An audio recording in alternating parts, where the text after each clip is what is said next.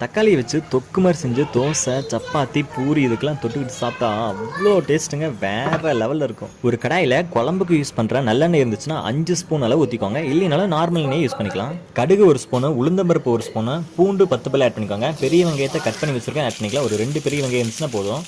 நல்லா வதக்கி விட்டுக்கோங்க. 1/4 ஸ்பூன் பெருங்காயத்தூள் ஆட் பண்ணிக்கோங்க. 1/2 ஸ்பூன் மஞ்சத்தூள், 2 ஸ்பூன் மிளகாய் தூள் ஆட் பண்ணிட்டு நல்லா மிக்ஸ் பண்ணிக்கோங்க. தக்காளி ரிலேட்டடா எல்லாமே பிடிக்கும் அப்படிங்கிறவங்களுக்கு இந்த டிஷ் ரொம்ப ரொம்ப ஃபேவரட் ஆயிரும். இப்போ 2 கொத்து கறிவேப்பிலை ஆட் பண்ணிட்டு 5 தக்காளியை நம்ம ஸ்லைஸா கட் பண்ணி வச்சிருக்கோம், ஆட் பண்ணிக்கலாம். இது நல்லா மிக்ஸ் பண்ணி விட்டுட்டு நல்லா வதக்கி விடுங்க, நல்லா வேகட்டும். இந்த டைம்ல உப்பு 1/2 ஸ்பூன் அளவு ஆட் பண்ணிட்டு நல்லா மிக்ஸ் பண்ணி விட்டுக்கோங்க. ஒரு 5 நிமிஷம் நல்லா ஹை ஃபிளேம்ல குக் பண்ணுங்க. ஒரு மூடி இருந்துச்சுன்னா மூடி போட்டு க்ளோஸ் பண்ணிருங்க. அப்பப்ப நடுவுலயும் நல்லா மிக்ஸ் பண்ணி விட்டுருங்க. இப்போ அடுப்பை சிம்மில் வச்சுட்டு ஒரு 2 மினிட்ஸ் மட்டும் குக் பண்ணுங்க. அப்படியே எண்ணெய் லைட்டா பிரிஞ்சு வரும். அது பார்க்கறதுக்கு அவ்வளோ நல்லா இருக்கும். அவ்வளவுதான், தக்காளி தொக்கு ரெடி. இந்த மாதிரி செஞ்சு சாப்பிட்டு பாருங்க, இன்னும் கொஞ்சம் சாப்பிடலாமே அப்படின்னு தோணும். ஓகே, பாய்.